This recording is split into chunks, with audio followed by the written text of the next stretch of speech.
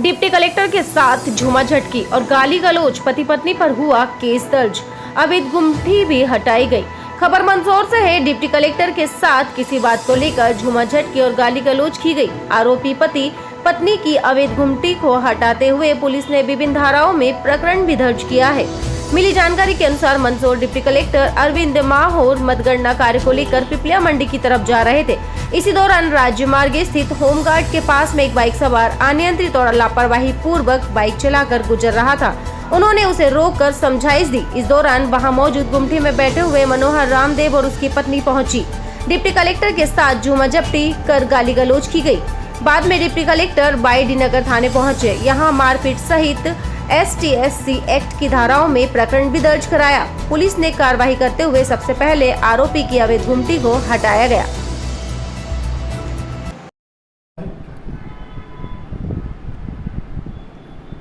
हाँ, ये अरविंद माहौर साहब हैं, डिप्टी कलेक्टर साहब मंदसौर। तो इनकी जो नगरीय निकाय के जो चुनाव परिणाम हैं उस संबंध में पिपलिया मंडी अपनी ड्यूटी के लिए जब जा रहे थे तो होमगार्ड ऑफिस के सामने एक बाइक सवार कुछ कटिंग कर रहा था। तो उनको नागवार गुजरा तो उन्होंने उनको समझाया कि ऐसा क्यों कर रहे हो, वही पता नहीं कहाँ किसके साथ आप टक्कर कर मारोगे, दोनों की जान सांसद में। इसी विवाद को लेके पास की गुमटी में एक ये मनोहर नामदेव करके हैं, वो अपनी पत्नी के साथ आके और हमारे डिप्टी कलेक्टर साहब हैं इनके साथ विवाद करके और इनके साथ झूमाझटकी की, इस तरह से मारपीट और झूमाझटकी करके और अभद्रता का परिचय दिया और जाति सूचक जो शब्दों का इस्तेमाल किया है। तो इस संबंध में प्रकरण दर्ज किया जा रहा है।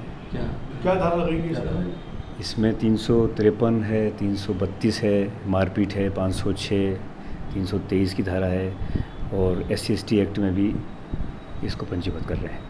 सर, इस तरह अधिकारी के ऊपर मारपीट की गई है? नहीं, ऐसे अधिकारियों के खिलाफ अभी नॉन बेलेबल केस कायम हो रहा है।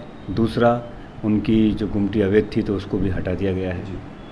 और इस तरह से जो भी अब एक ड्राइव चलेगा मंदसौर में कि जो भी अवैध गुमटियाँ हैं उसकी तरफ भी फोकस रहेगा, जिससे कि मन में आया और कहीं भी गुमटी लगा के और इस तरह से मतलब बिना किसी नियम कायदे के अपना धंधा बिजनेस करने वाला व्यक्ति और फिर स्वाभाविक है कि वो अराजक तत्वों में शामिल होके और एक सभ्य समाज और पुलिस और प्रशासन के खिलाफ होके और इस तरह से गलत कार्रवाई करता है, तो उसकी तरफ भी ध्यान है पूरा प्रशासन का। धन्यवाद। दुर्व्यवहार किया गया है क्या? ये एक्चुअली आज अपना स्थानीय जो निर्वाचन का है तो नगरीय निकायों का अंतिम गणना होनी थी 20 तारीख को। तो मेरी ड्यूटी माननीय कलेक्टर महोदय के आदेश से पिपलिया मंडी के लिए लगी थी। तो मैं अभी निजी वाहन से जा रहा था, सुबह लगभग 7:45 के करीब। तो निजी वाहन था तो सामने एक बाइक लड़का ड्राइव कर रहा था, उसके साथ फादर या कोई होंगे, तो साइड नहीं था। वो अपनी बाइक को जस्ट यंग लड़के की तरह स्टंटबाजी कर रहा था और साइड न देते हुए तो मैंने उसको स्पीड लेकर उसको रोका, उसको थोड़ा समझाइश दी, थोड़ा डांटते हुए। तो डिवाइडर की दूसरी तरफ एक गुमटी लगा के महिला पुरुष जिनके नाम पर मैंने शिकायत की है वो आए और ज़बरदस्ती बीच में उलझने लगे और मेरे को धमकी दी और उस महिला ने मेरे साथ दुर्व्यवहार किया। क्योंकि महिला थी तो मैंने अपनी तरफ से अपना कोई संयम बरता, किसी तरह से कोई रिएक्शन नहीं दी। तो इस संबंध में थाने में मैंने शिकायत दी। क्या कोई चोट वगैरह आई सर आपको? ऐसी गंभीर चोट तो नहीं आई है, बट इन्होंने एक जो बदतमीजी थी, महिला ने अपनी स्लीपर निकाल कर मेरे को हिट करने की कोशिश की। तो ऐसा कौन लोग, क्या नाम है सर इनका? नाम मैंने उस समय नहीं पता था, लेकिन अभी मैंने सच पता किया है।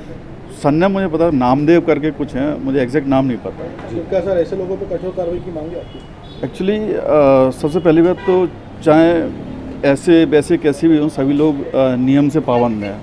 हम एक संविधान के फ्रेमवर्क में रह के उसके अंदर एक जो हर नागरिक को कुछ अधिकार दिए गए तो कुछ दायित्व भी दिए गए हैं। तो सबसे बड़ा दायित्व है कानून का पालन करना। मैं अगर शासकीय कार से जा रहा हूँ तो पहली बात तो जब मैंने अपना उद्देश्य बता दी जाने का और मैंने एक नैतिकता के तौर पर सामने वाले की उसकी ज़िंदगी बचाने के लिए कि भाई तू इस तरीके से हरकत कर बाइक चलाएगा तो एक्सीडेंट हो सकता है, तू खुद तेरी मौत हो सकती है, तू अपने पिता को मरवा सकता है, दूसरे को भी करवा सकता है।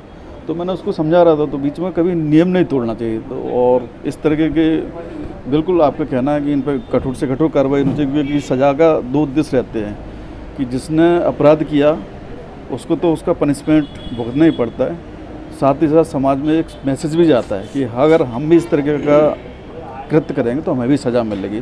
तो इससे एक सामाजिक अनुशासन बनता है समाज में, और कानून व्यवस्था के लिए ज़रूरी है इस तरह की कार्रवाई। क्या शुभ नाम है सर आपका? अरविंद माहौर, डिप्टी कलेक्टर हूँ मैं अभी।